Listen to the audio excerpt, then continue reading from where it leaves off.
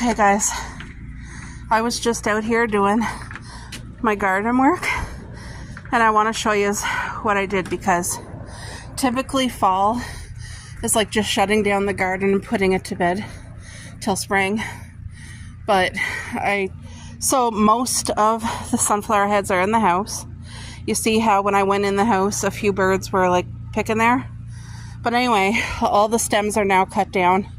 And they got to be broken in half and go into the garbage. There's that one big stem that I need my husband to chop with the axe because it's just too big. But these stems, when you grow sunflowers, here's a fun fact. It's a beautiful gift from God, because the government used to use this in war-torn places where there was radiation and chemical spills in the ground. And what the sunflower stems and roots do is they haul the toxins right out of your ground, and it gets stored in that big long stem. So that stem cannot stay in the compost. The stem got to go in the garbage because there's toxins in it from the earth, from the ground. So that helps clean out your soil, and it's just such a blessing. But I never want to do another garden season without sunflowers, because not only do they look beautiful, they bless my heart so much, plus it gives beautiful sunflower natural seeds for the birds. Now these three I'm just going to leave out on the deck, so either the raccoons will eat them, the birds, or a groundhog, or the squirrels. So I mean, there's plenty of, it won't go to waste. But you see they already started picking out, and those seeds are nice and fresh. They're not even fully dry, so they're more like a meaty texture right now, but very healthy, very good. If you guys were with me all summer, you remember right here, this was 20 feet long by 4 feet wide of a healthy, happy strawberry garden for many years that produced so many beautiful, fat, big strawberries that my whole family came and picked. This year, because of our weird weather, not only did we have heat wave for weeks into months at a time, so we had massive heat, we also had drought. So not only did we have extreme heat, we had no water, and it just dried out my strawberry garden. And I decided to redo it a little bit differently, because our backyard, I explained before, but for anybody who's just joining me, our backyard was never filled with topsoil to begin with. It was filled with sheetrock. Is that what I'm saying? Shale rock, sorry. It was filled with shale rock, and over that they grew grass. That was before our time, but you put a shovel in, you don't even get that far before you're hitting all these big shale rocks. So my strawberries didn't have too much of a chance, because I literally just planted them on what was there. So because they went to a crisp this summer, it was my opportunity to fix this garden bed and redo it new. And that's what I decided to do. And I have my neighbors helping me. My one neighbor already gave me like 12 huge garbage bags full of leaves. Thankful to him. These are all their leaves. They're clearing it off their property and blessing me with it. You can't have anything more healthy than leaves. God provides everything. And these leaves will compost right down to less than half a foot, but it will put so much nutrients back into the soil. It promotes worms and all natural, like our entire garden, guys, for anybody new, I use 0 pesticides or chemicals. I do not use fertilizers. This is 100% natural, and that's how I want to keep it forever. So leaves is one of the biggest, bulkest things that's free. Plus I have neighbors helping me with that. The next biggest, bulkest thing all summer long is grass clippings from grass that has not been treated or sprayed in any way. If it has been, that's poison, and I don't want it in our yard. Also, me and my hubby the past few years have been going down to the beach in the spring and collecting garbage bags, loads of seaweed, all natural live seaweed. And not only does that put natural salts into your ground, but minerals from the ocean, and it's just been such a blessing. And then I do all vegetable peel compost, so everything here is natural and good, going back to the earth. And anyway, to redo this strawberry garden, you can see there's already a layer of straw, and then I just loaded one full pathway of leaves. And I would have preferred the leaves to be double the height, at least 4 feet tall, because by the end of winter and spring, next year it's going to be down to like probably this much.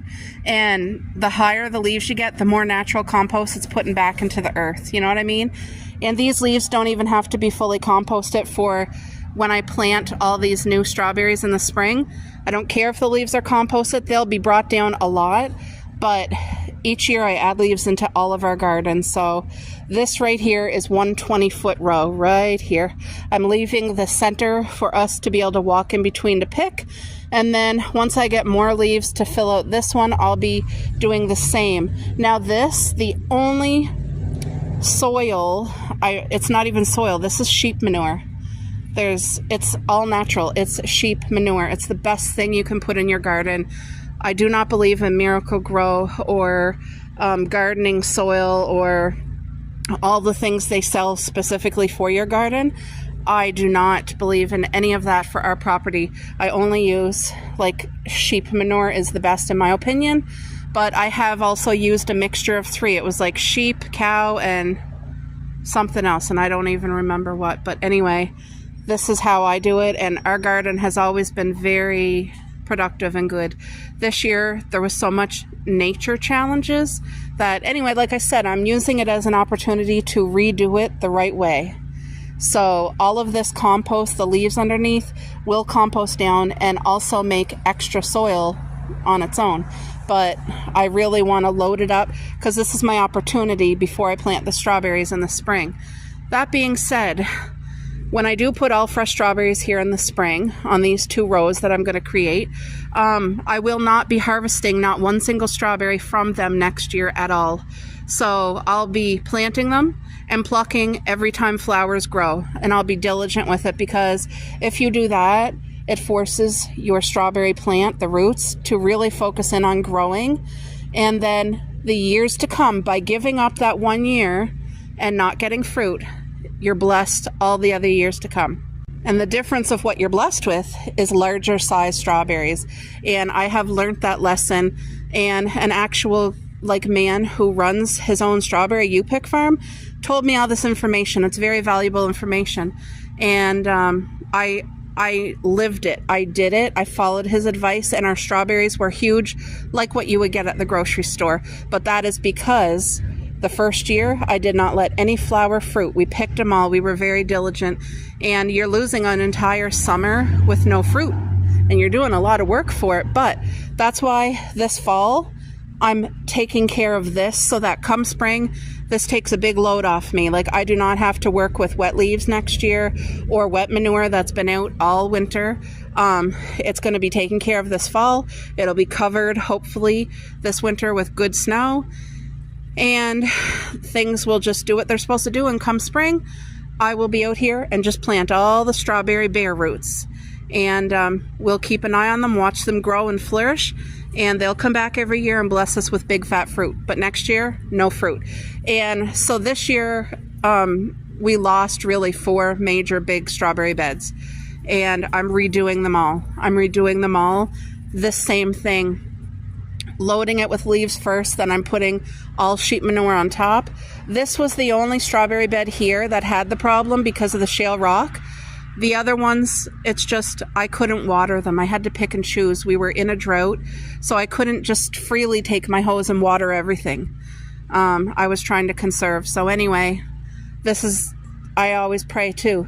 Lord, please bless this soil, please bless these leaves, please bless this property and the grounds and every plant, every seed that comes in here, every animal that comes for food and protection. And I truly believe that the air is blessed here, the grounds are blessed, the seeds, everything. And God has always given us so much goodness, guys.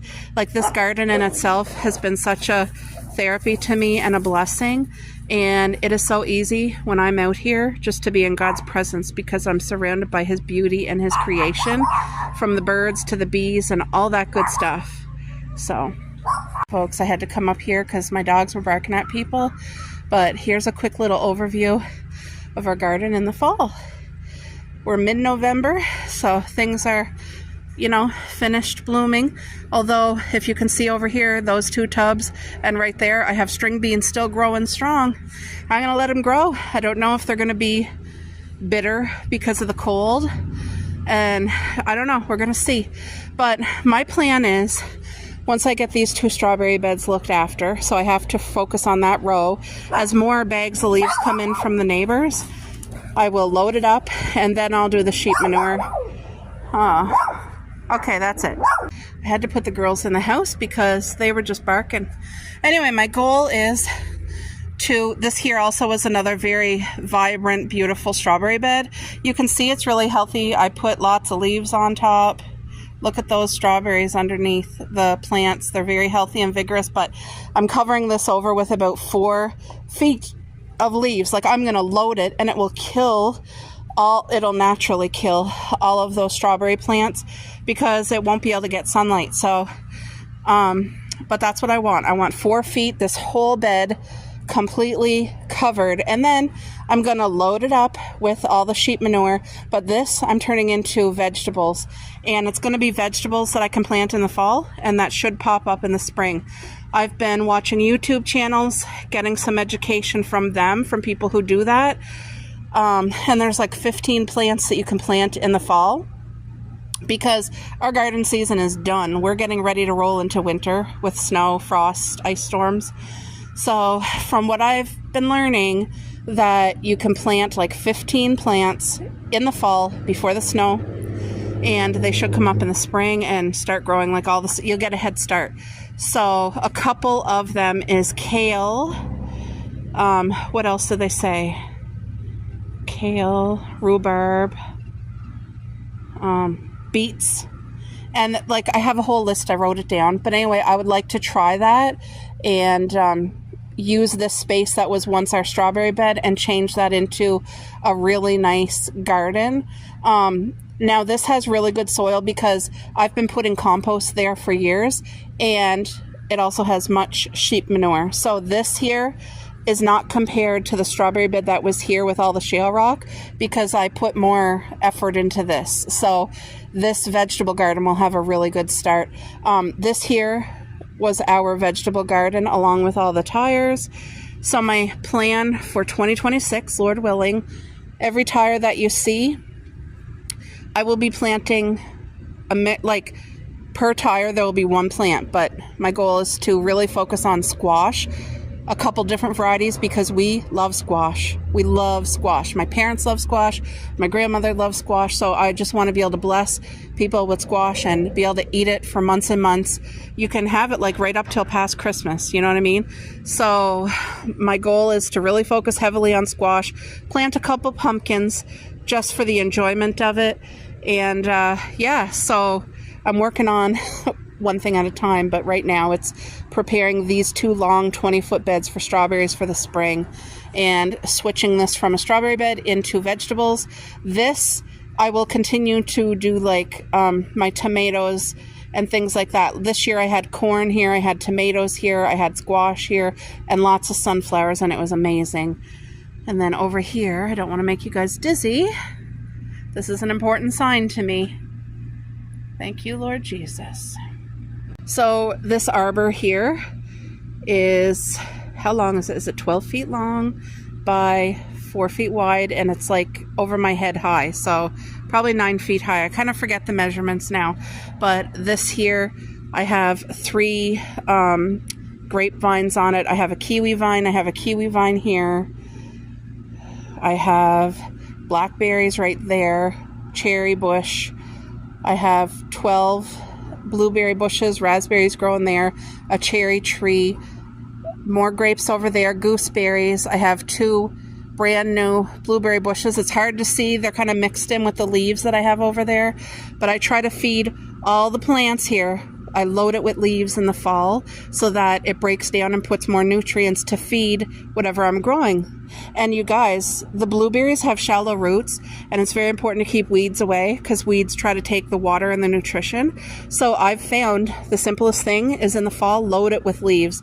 Like I'm going to load it double the height. Let me zoom in to show you. You see all the leaves I got around those blueberries? There's 2, 4, 6, 8 blueberry bushes all squished together here. And they are happy. They produce a lot of fruit. They're still babies. They're going to grow about 4 feet tall, 4 feet wide. I have massive blueberry plants. They're babies, but they are in there. And they're going to grow 6 feet tall, 6 feet wide. They're a different variety. But all the blueberries that we have in our yard, they're not the small wild ones. They are the big grocery store fat ones. And it's very easy to pick. And we get such, like, these are still baby plants, and we get a huge picking. Like, it's so good. My dad really enjoyed it this year. So did we. And every year that it's able to mature, it just gets bigger and produces more fruit. You just gotta give it a little bit of love. So it loves all those leaves. It acts as insulation, but it keeps weeds away, and it puts nutrients right back into that ground. So it's a blessing. I know you guys really can't see. I got to put my bird bath away for the year, but there's 2 blueberries. You can't see them. This is a cherry bush. I have another cherry bush over there. We've been working on transforming our entire yard, our property that God blessed us with a perennial fruiting. So we grow asparagus, grapes, raspberries, blackberries, gooseberries, blueberries, strawberries, kiwi, rhubarb. Anything else we grow? Cherries. Did I say that? We grow everything in our zone that is perennial that will take care of itself. And then I focus with a little amount of work on the vegetables. I take my time because I do have physical limitations, but I do take my time and work at it slow by slow. Like, there's no way I'd be able to do all that's required in one day. Something that might take a person one day to do might take me a week, but it doesn't matter. It's good for me. It's good for my mind and my body, and it's a blessing. So that is the outlook, Lord willing, for 2026. This is just a quick overview.